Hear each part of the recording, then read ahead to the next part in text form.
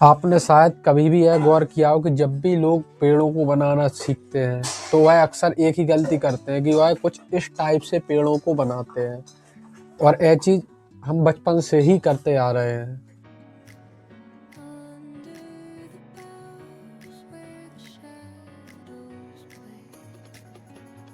Hey everyone, this is Adarsh. I hope कि आप लोगों को जितने भी कॉन्सेप्ट अभी तक मैंने बताया, ड्रॉ व्हाट यू सी, किस तरीके से आपको सिंप्लीफिकेशन करना है, और भी एक्सरसाइजेस हैं जो मैंने बताई, वह आपको अच्छे से क्लियर हो गई होंगी और आप उन पर प्रैक्टिस भी कर रहे होंगे। लेकिन एक कॉन्सेप्ट जो मैं पहले भी समझा चुका हूँ, ड्रॉ व्हाट यू सी, जिसका मतलब है क्या जो आप देख रहे हो उसको ड्रॉ कर पा रहे हो या नहीं। उसको हम सुनते हैं, समझते हैं, लेकिन अप्लाई नहीं कर पाते हैं। आपने देखा होगा कि जब हम बच्चों को देखते हैं जो पेड़ बनाते हैं तो वह कुछ इस टाइप से पेड़ों को बनाते हैं। ठीक है, तो अब गलती क्या होती है कि बचपन में तो यह चीज़ें ठीक है कि कर रहे हो तो कोई दिक्कत नहीं है, वह चल जाती है, लेकिन जब आप बड़े होते हो तो आपके माइंड में वह चीज़ ऑलरेडी पहले से ही बैठी रहती है। तो फिर आप सामने जो पेड़ दिख रहा है जैसा, उसको आप छोड़ के अपने हिसाब से ही कुछ इसी टाइप से पेड़ों को बनाने लगते हो, जिसकी वजह से आपकी जो लैंडस्केप है वह उतनी ज़्यादा अट्रैक्टिव नहीं लगती है, अच्छी नहीं लगती है। फिर आप सोचते हो कि आखिर गलती क्या है। देखिए, जो आर्ट सब्जेक्ट है वह टोटली इसके ऊपर डिपेंड है कि आप कितना अच्छे से गलतियों को खोज पा रहे हो। बना तो सभी रहे हैं, प्रैक्टिस भी सभी कर रहे हैं, लेकिन मिस्टेक कहाँ पे है कि वह अपनी गलतियों को नहीं खोज रहे हैं। जब आप गलतियों को खोजने लग जाओगे तो ऑटोमेटिकली आपकी इम्प्रूवमेंट भी होने लगेगी, क्योंकि जब तक आपको यह क्लियर नहीं होगा कि क्या गलत है तब तक उसको आप सही नहीं कर पाओगे। आज हम मेनली ट्रीज के ऊपर समझेंगे कि किस तरीके से जो ट्रीज हैं उनकी जो संरचना होती है, जो उनका बनावट होती है, वह किस टाइप की होती है और किस टाइप से आपको उसको स्केच करना है, कैसे लाइट को समझना है, कैसे आपको पेन को मूव करना है, कैसे फ्लो के साथ वर्क करना है। तो कम्प्लीटली आज का वीडियो ट्रीज के ऊपर होने वाला है कि आपको ट्रीज को किस तरीके से स्केच करना है और कैसे उसको अपनी आप ड्राइंग में भी यूज़ कर सकते हो। तो चलिए स्टार्ट करते हैं। आपको मेरे साथ साथ अपना पेपर, पेन, पेंसिल जो भी मिले उसको लेके साथ साथ स्केच करना, ताकि कॉन्सेप्ट को बेहतर तरीके से समझ पाओ। आपने पेड़ों को देखा होगा कि हर एक पेड़ जैसे जैसे ऊपर की तरफ जाता है वह पतला होता जाता है, उसकी टहनियाँ अलग अलग आकार की होती हैं। और ऑब्वियस सी बात है, ऐसा तो नहीं है कि हर एक टहनी को आप कॉपी करो, लेकिन मेन कॉन्सेप्ट बस इतना ही है कि पेड़ जैसे जैसे ऊपर जाता है उसकी शाखाएं पतली होती जाती हैं, छोटी होती जाती हैं। जैसे कि आप देखो तो पेड़ के तने के कंपैरिजन में बहुत जैसे जैसे ऊपर जाओगे आप तो जो शाखाएं वो छोटी होती जाती हैं। तो वही कॉन्सेप्ट हम यहाँ पे यूज़ करते हैं। और हर एक टहनी अगर आप बहुत ज़्यादा स्ट्रेट बना दोगे जैसा कि बच्चे बनाते हैं, या उसमें बहुत ज़्यादा राउंडनेस कर दोगे, तो फील नहीं आता है कि यह एक्चुअल में रियल टहनी है, रियल पेड़ है। लेकिन जब आप उसमें थोड़ा टेढ़ी मेढ़ी लाइंस बनाते हो, थोड़ा उसको टेढ़ा कर देते हो, अलग अलग एंगल्स में बनाते हो, तो उससे एक रियल इफ़ेक्ट आता है, एक नेचुरल इफ़ेक्ट आता है कि हाँ यह चीज़ एक्चुअल में है। तो यह चीज़ आप तभी समझ पाओगे। देखिए, अगर आप केवल इस वीडियो के थ्रू ये समझ लो तो यहाँ पर मैं केवल कॉन्सेप्ट बता रहा हूँ कि आपको किस टाइप से चीज़ें करनी है। बाकी आपको प्रैक्टिस खुद से करनी पड़ेगी, और जितना ज़्यादा आप ऑब्जर्व करोगे नेचर में जाके, जितना ज़्यादा आप खुद प्रैक्टिस करोगे, फ़ोन से फ़ोटो निकाल के, खुद से फ़ोटोज़ क्लिक करके, तो और साथ में इससे आप यह भी चीज़ सीखते हो कि कहाँ पे किस टाइप के पेड़ को रखना है, कैसी कंपोजिशन रखनी है कि सारी चीज़ें अच्छी लगें। ऐसा नहीं है कि आप हर बार हर चीज़ बनाओ। मान लीजिए अगर कोई आप सीन बना रहे हो तो उसमें कहीं पे आपको लगता है कि मैं कोई ट्री ऐड कर दूं तो वह थोड़ा अच्छा लगेगा, तो आप उस चीज़ को कर सकते हो। या आपको लगे कि पेड़ को थोड़ा इस टाइप से नहीं, क्या मैं इस टाइप से बना सकता हूँ, तो वहाँ पे ये वाली लर्निंग जो आप स्केचिंग करते टाइम सीखते हो वह काम आती है, जो आपके आर्ट वर्क को और ज़्यादा इन्हेंस कर देती है और ज़्यादा अच्छा बना देती है। अब यहाँ पे मैं पत्तियों को ऐड कर रहा हूँ, तो ऐसा नहीं कि आप हर एक पत्ती को बनाओ, क्योंकि बहुत से लोग ऐसे होते हैं जो हर एक पत्ती को बनाते हैं, अंदर डिटेलिंग्स में घुसते जाते हैं, लाइटनेस डार्कनेस को मैच करने का कोशिश करते हैं। क्योंकि जब आप पेड़ों को देखो तो उसमें हर एक पत्ती के बीच में छोटे छोटे गैप्स होते हैं, जिसकी वजह से लाइटनेस डार्कनेस बहुत ज़्यादा एकदम डिफ़िकल्ट रहती है। उसमें बहुत सारा जो टेक्सचर होता है वो उसमें लोग कंफ्यूज हो जाते हैं, जिसकी वजह से पेड़ सही से नहीं बना पाते हैं। तो आपको उस चीज़ को स्केचिंग करते टाइम इग्नोर करना है, क्योंकि एक्चुअल में स्केचिंग का मतलब ये है कि कोई फॉर्म में चीज़ों को सिंप्लीफाइड फॉर्म में बनाना, उसका फील कैप्चर करना। तो यहाँ पे हम बस उसी चीज़ को अप्लाई कर रहे हैं। और यहाँ पे आप देख सकते हैं पेड़ नेचुरली अपने आप अच्छा लग रहा है, क्योंकि उसमें ना मैंने कुछ ज़्यादा डिटेलिंग्स किए, जस्ट रैंडम शेप्स बना के, जो कोई रैंडम शेप्स होते हैं जिनको हम अलग अलग चीज़ें जैसे कि बनाते हैं, तो उसमें हर चीज़ का एक शेप होता है। तो वही शेप का यूज़ करके उन्हीं शेप्स को बस ऑब्ज़र्व किया। मैंने कई बार प्रैक्टिस कर रखा है ऑलरेडी, इसलिए मैं इजीली उसको इमेजिनेशन से ड्रॉ कर पा रहा हूँ। तो यहाँ पे बस उन्हीं शेप्स को यूज़ करके, ऐसा नहीं है रैंडम शेप्स, आप जो भी चीज़ देखो जिसका कोई अजीब सा शेप हो, मतलब कुछ भी शेप हो, यहाँ पे ये बना दिया मैंने तो ये भी रैंडम शेप है। हर एक शेप एक रैंडम शेप होता है। तो रैंडम शेप सुन के कन्फ्यूज़न मत होना कि कन्फ्यूज रहो कि रैंडम शेप कुछ अलग चीज़ है क्या। हर एक शेप रैंडम शेप ही, मतलब ऐसा शेप जिसको आप नहीं जानते, ना वो स्क्वायर है, ना ओवल है, ना कुछ है, बस एक शेप है, उसको आपको ड्रॉ करना है।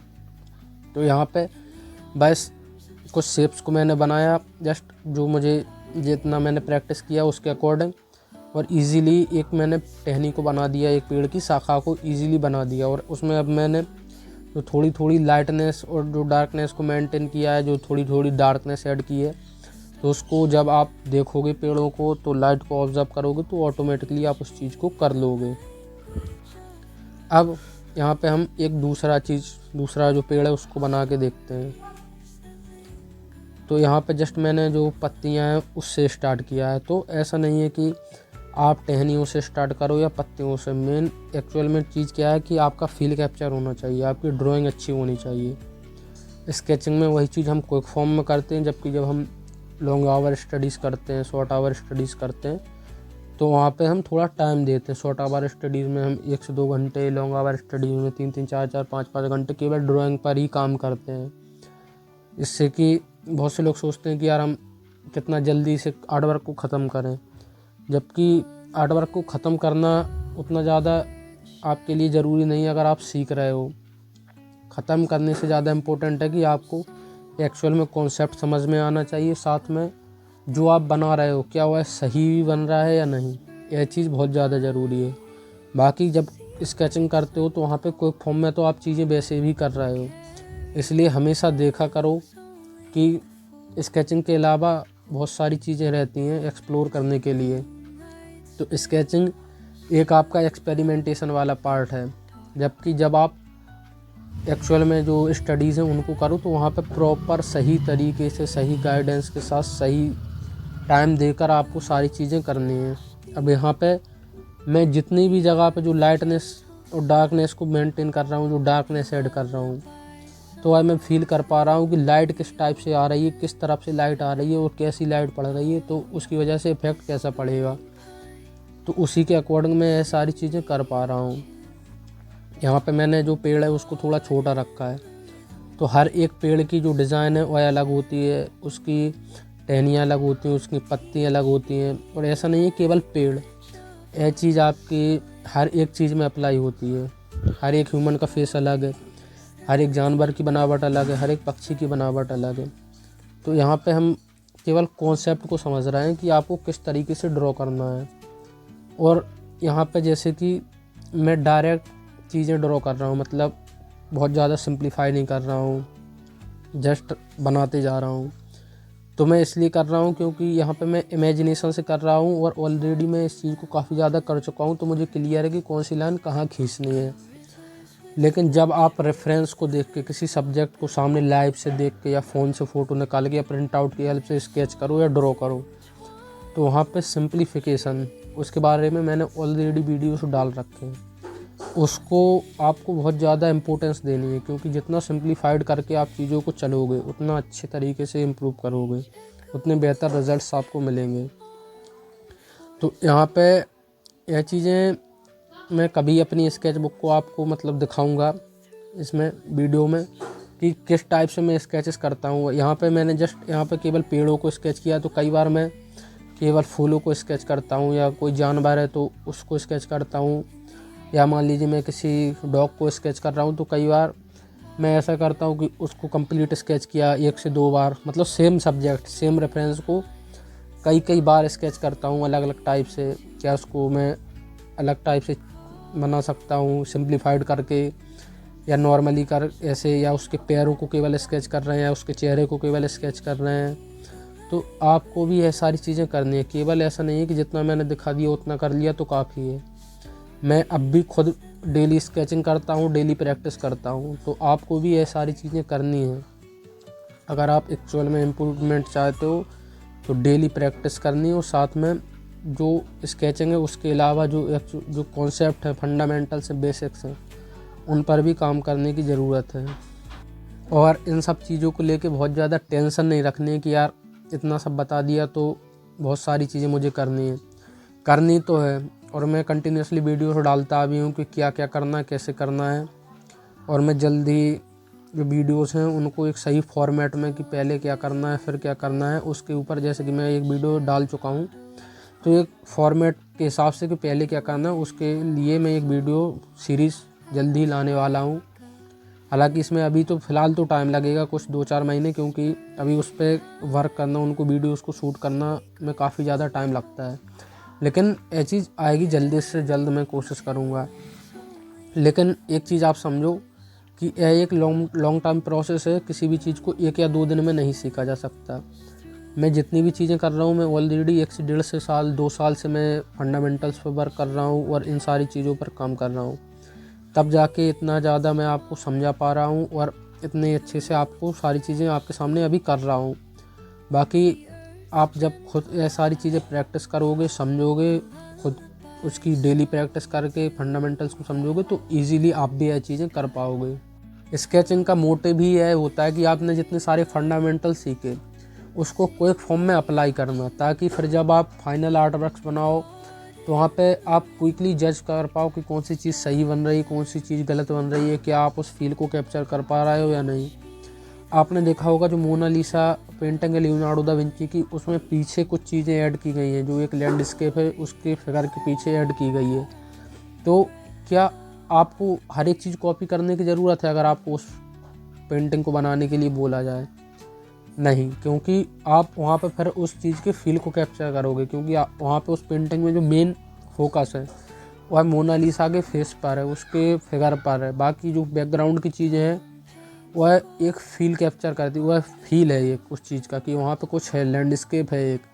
लेकिन जब आप उसको गौर से देखोगे तब आपको समझ में आएगा। और वहाँ पे हर चीज़ को बहुत ज़्यादा डिटेलिंग्स में नहीं दिया गया है, उसका केवल फील दिया गया है। और जब आप देखोगे तो आपको एक्चुअल में समझ में आएगा कि यहाँ पे एक रास्ता जा रहा है या घर दिख रहे हैं, जो भी, तो वह चीज़ें दिखती हैं। तो उसी तरीके से जब आप स्केचिंग करते हो तो वह सारी चीज़ें फिर आप अपने वर्क में भी इम्प्लीमेंट कर पाते हो कि कहाँ पे आपको कम चीज़ें दिखानी है, कहाँ पे ज़्यादा दिखानी है, कहाँ पे कितना लाइट रखना है, कितना डार्क रखना है। और स्केचिंग केवल ड्रॉ करने तक सीमित नहीं है, आप जितने भी चीज़ें पेंटिंग्स के इस एक्सपेरिमेंटेशन करते हो, क्या चीज़ सही लग रही है, क्या गलत लग रही है, कंपोजिशन कैसी है, तो वह सारी चीज़ें आप स्केचिंग के टाइम पे ही करते हो। फिर उसी के बाद जब आपको लगता है कि हाँ ये कंपोजिशन सही है, ये चीज़ सही है, तो उसके बाद आप उसको फाइनल आर्ट वर्क में डालते हो। तो इसलिए डेली आधा से 1 घंटे स्केचेस किया करो। अब यहाँ पे जो एक और पेड़ है, मैंने उसकी थोड़ी डिज़ाइन अलग ली है। आप देख सकते हो कि बहुत सारे टाइप के पेड़ होते हैं, तो इंटरेस्ट बनाए रखना और प्रैक्टिस करते रहना। अलग अलग टाइप के, ये क्रिसमस ट्री नहीं है, लेकिन इसको आप जो शिमला साइड जाओ तो इस टाइप के पेड़ आपको काफ़ी ज़्यादा देखने को मिलेंगे। इनको देवदार के पेड़ बोल सकते हैं। ऐसा ही कुछ अशोक का पेड़ भी दिखता है, तो नाम से कुछ हमको लेना नहीं है, लेकिन यहाँ पे केवल आपको उसका फील कैप्चर करना है और लाइटनेस को भी बैलेंस करते हुए चलना है। और लाइटनेस डार्कनेस के ऊपर मैंने किस तरीके से प्रैक्टिस करनी है उसका भी एक वीडियो डाल रखा है कि किस तरीके से आपको वैल्यूज़ की प्रैक्टिस करनी है, तो उसको आप ज़रूर से देखना। फिर उसके बाद आप जब कोई रेफरेंस से स्केच करो तो उस पर आप ऑलरेडी अच्छे से सारी चीज़ें कर पाओगे।